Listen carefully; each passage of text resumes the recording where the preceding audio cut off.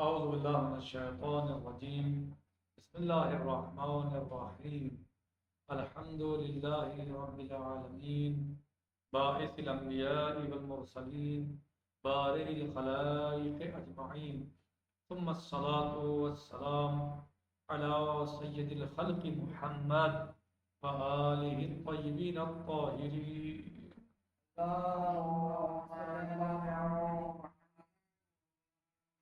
وعجل فرجهم.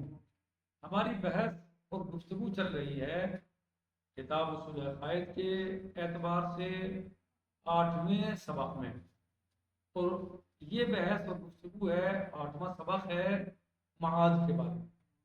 جو معاد کی گفتگو اور بحث ہماری چل رہی تھی، اس کا 8واں سبق چل رہا ہے، جس میں ہم نے بہت سی چیزوں کو بیان کیا۔ 8ویں سبق کا یعنی عنوان یہ تھا، جو کتاب کے اعتبار سے 8واں سبق ہے، کہ روح کی بقا موت کے بعد کی زندگی کی علامت، یعنی روح کی جو بقا ہے وہ موت کے بعد جو زندگی ہے اس کی ایک علامت ہے۔ روح کی بقا موت کے بعد زندگی کی علامت، یہ اس کا عنوان تھا۔ اس کے تحت ہم نے بہت سی باتوں کو بیان کیا، کتاب کا جو بیان کیا ہے صاحب کتاب استاد آیت اللہ الرحمان مکارم شیرازی حفظہ اللہ نے، اس کو ہم نے بیان کیا۔ اور آج ہم جو ہے وہ یہاں تک پہنچے ہیں کہ ایک بڑا جہان ایک محدود سی چھوٹی جگہ پر نہیں سما سکتا، یعنی یہ بیان ہی چل رہا تھا کہ روح کی جاویدانی اور اس کے استقلال کے اس بات کے لیے بہت سی دقیق دلیلیں قائم کی گئی ہیں۔ روح کی جاویدانی نے ہمیشہ رہنے اور اس کے استقلال کے اس بات کے لیے، یعنی جسم اگر مر جاتا ہے تو روح نہیں مرتی، اس کے استقلال کے اس بات کے لیے، استقلال کو ثابت کرنے کے لیے بہت سی دلیلیں اور دقیق دلیلیں قائم کی گئی ہیں، کہ ہم بطور اختصار مختصر طور پر ہم یہاں پر ان میں سے بعض واضح دلیلوں کو سادہ طریقے سے، سادہ انداز میں اور رواں عبارتوں سے اپنے عزیز جوانوں کے لیے ذکر کرتے ہیں۔ یہ صاحب کتاب استاد آیت کریمہ شیخ مکارم شیرازی حفظہ اللہ فرما رہے ہیں، صحیح صاحب کتاب، کہ ہم یہاں پر ان کو واضح دلیلوں کو سادہ اور رواں عبارتوں سے اپنے عزیز جوانوں کے لیے ذکر کرتے ہیں، تاکہ وہ خوب آگاہ ہو سکیں، تاکہ وہ خوب آگاہ، اس سے اچھی طریقے سے آگاہ ہو سکیں۔ جن میں سے سب سے پہلی نمبر 1 سب سے پہلی دلیل کیا ہے؟ وہ یہ ہے ایک بڑا جہان ایک محدود سی چھوٹی جگہ پر نہیں سما سکتا، یعنی جو بہت بڑا جہان ہے، دنیا ہے بہت بڑی، مثلا چھوٹی سی دنیا میں کیسے سما سکتا ہے؟ کہہ رہے ہیں کہ فرض کریں آپ ایک بہت بڑے سمندر کے کنارے بیٹھے ہیں، یعنی بیان کیا چل رہا کہ ایک بڑا جہان ایک محدود سی چھوٹی جگہ پر نہیں سما سکتا۔ فرض کریں آپ ایک بہت بڑے سمندر کے کنارے بیٹھے ہیں کہ جس کے ارد گرد آس پاس ارد گرد سرب فلک پہاڑ تن کر کھڑے ہیں۔ ٹھیک، کہاں بیٹھے ہیں آپ؟ سمندر کے کنارے، جس کے ارد گرد سرب فلک یعنی اونچے اونچے، بہت اونچے اونچے پہاڑ تن کر کھڑے ہیں۔ سمندر کی بڑی بڑی امواج خشم و قہر سے گرجتی ہوئی بار بار ساحلی چٹانوں سے ٹکرا رہی ہیں، یعنی سمندر کی بڑی بڑی امواج موجیں اس کی جو لہریں آتی ہیں، وہ بڑے آب و تاب کے ساتھ، بڑی شدت کے ساتھ، بڑے یعنی جولانیوں کے ساتھ جو ہیں وہ یعنی بڑی تیزی کے ساتھ، بڑی اونچی اونچی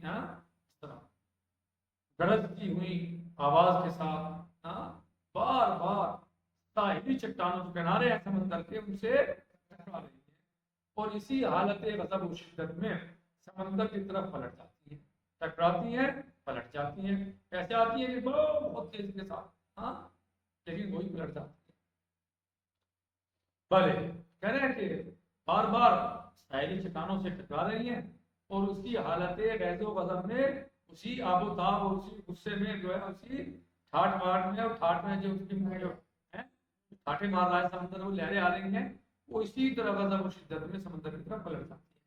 پہاڑی سلسلے میں پھیلی ہوئی عظیم الجثہ چٹانیں، عظیم الجثہ یعنی بہت بڑے وجود والے چٹانیں، جسم جثہ یعنی جسم، عظیم الجثہ بہت بڑا جسم ہے، بڑے بڑے جسم، ظاہر پہاڑ میں تھوڑا بڑا جسم ہوتا ہے، اونچا بڑا لمبا، وہ سب کچھ بخوبی بتا رہی ہیں کہ پہاڑوں کے اوپر کیا قیامت سا منظر برپا ہے.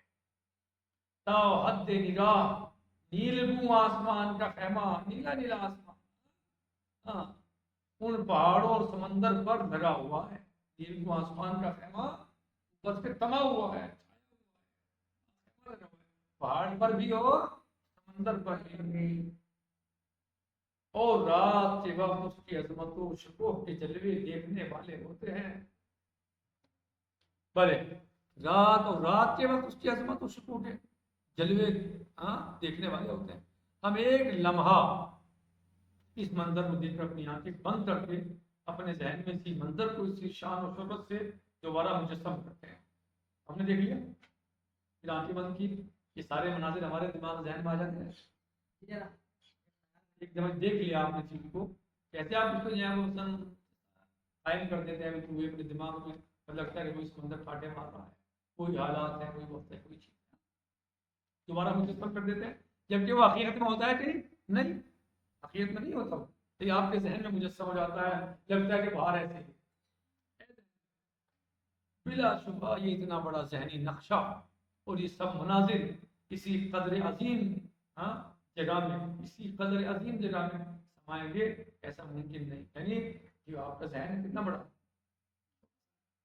سمندر سما رہا ہے، صحیح ہے، ایسا ممکن ہے. بلا شبہ یہ اتنا بڑا ذہنی نقشہ اور یہ سب مناظر اسی قدر عظیم جگہ میں سمائیں گے، ایسا ممکن نہیں. چھوٹی جگہ تو ہے کہ دماغ کے محدود سے خلیات میں بند ہو جائے. اتنا بڑا سمندر، اتنے بڑے پہاڑ، اب میں بعد میں آپ دیکھ رہے ہیں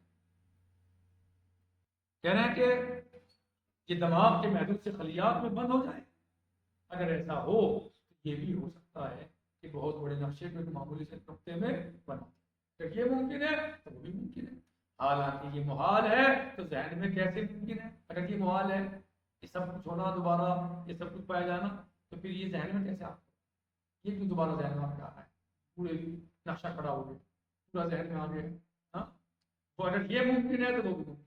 یہ وہ محال ہے تو یہ بھی محال ہے، لیکن یہ ہوتا ہے محال نہیں، ایسا ہوتا ہے. تو ہم بلا شبہ اس بہت سے بڑے منظر کو اسی عظمت و شکوہ کے ساتھ اپنے ذہن میں محسوس کر رہے ہیں. یہیں سے معلوم ہو رہا ہے کہ جسم اور مغزی خلیات کے علاوہ ہم اپنے وجود میں ایک ایسا گوہر بھی رکھتے ہیں کہ جو ہر قسم کے نقشے اور منظر کو ہر مقدار کے ساتھ اپنے اندر منعکس کر سکتا ہے. لا محالہ یہ گوہر جہاں، یہ گوہر جہان مادہ، گوہر جہان مادہ، یہ گوہر جہاں لا محالہ، یہ گوہر جہاں مادے سے ماورا ہوگا. یعنی یہ جو گوہر جہان ہے یہ لا محالہ مادے سے ماورا ہے. یہ مادی چیز نہیں ہے جو آپ دیکھ رہے ہیں، جو ہم بیان کر رہے ہیں یہ مادی چیز نہیں ہے. اور جو آنے والی جس کے ہم بارے میں بات کر رہے ہیں وہ مادی نہیں ہے. اس طرح یہ آپ نے جو ہے ذہن میں سوچ لیا، اتنا بڑا سمندر آپ کے ذہن میں آ گیا، اتنے بڑے پہاڑ آ گئے، اتنی بڑی سب چیزیں آ گئی، یہ مادی تھوڑا ہی آپ کے ذہن میں آ رہی ہے.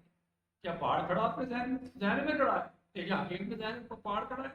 کیا حقیقت میں سمندر ہے؟ نہیں. تو جس طریقے سے یہ مادی نہیں ہے ہمارے ذہن میں، وہ مادی ہے لیکن ہمارے ذہن میں مادہ نہیں ہے. صحیح، اسی طریقے سے وہ بھی، اس کا مطلب یہ ہے وہ مادی چیز نہیں جسے آپ سمجھ رہے ہیں، جسے آپ محال سمجھ رہے ہیں، مادی چیز نہیں ہے بلکہ وہ بھی ماورائے مادہ ہوگا. کیونکہ جہان مادہ میں ایسا ہونا ناممکن ہے، کہ جہان مادہ میں ایسا ہونا ناممکن ہے. ایسا ممکن نہیں ہے کہ جہان مادہ میں کیسے ہو سکتا ہے ہمارا چھوٹا سا ذہن اتنا بڑا پہاڑ مادی ہے پاس؟ کیسے ممکن ہے کہ اتنا بڑا سمندر ہمارے چھوٹے سے ذہن میں آ جائے جس کا کوئی وجود ہی نہیں؟ ہمارا پورا وجود اس کے سامنے کچھ نہیں، تو ہمارے ذہن کا وجود کیا ہوگا، دماغ کا وجود کیا ہوگا؟ تو ایسا نہیں ہو سکتا. اس کا مطلب یہ ہے کہ جو ہم بات کر رہے ہیں وہ جو جہان ہے، جہان کے بعد وہ مادی نہیں بلکہ خیر ماورائے مادہ ہے. ماورائے مادہ ہے. ایک ایسی چیز اور ایسی مثالیں ہیں جو آسان ہیں، روزانہ آپ کی زندگی میں آپ کے سامنے رہتی ہیں. لہٰذا اگر اس آسان اور اتنی بہترین اور آپ کے قریب ذہن ہونے کے اعتبار سے لحاظ سے بھی اتنی مثالیں اچھی ہیں، آپ ان کے ذریعے بھی نہ سمجھ پائے اگر کوئی انسان، تو اس کا مطلب ہے وہ سمجھنا نہیں چاہتا ہے اس دنیا کے بعد کی زندگی کو، اس زندگی کے بعد کی زندگی کو سمجھنا ہی نہیں چاہتا، ورنہ تو روزانہ کی مثالیں ہم سب کے سامنے، پوری دنیا کے سامنے موجود ہیں۔ نكتفي بهذا في سجل غدا إن شاء الله، والحمد لله رب العالمين، وصلى الله على سيدنا ونبينا محمد وآله الطيبين الطاهرين. والسلام عليكم ورحمة الله تعالى وبركاته. طالعوا وراجعوا، مطالعہ کیجیے، مباحثہ کیجیے اور سماعت مواضع کیجیے، اور اگر اس کے بعد بھی کوئی بات آپ کو سمجھ میں نہ آئے، ہم آپ کی خدمت میں حاضر ہیں، پوچھیے، انشاءاللہ آپ کو بتایا جائے گا۔ بہترین گروپ سے ان کو اپنے ذہن میں حفظ کر دیجیے انشاءاللہ۔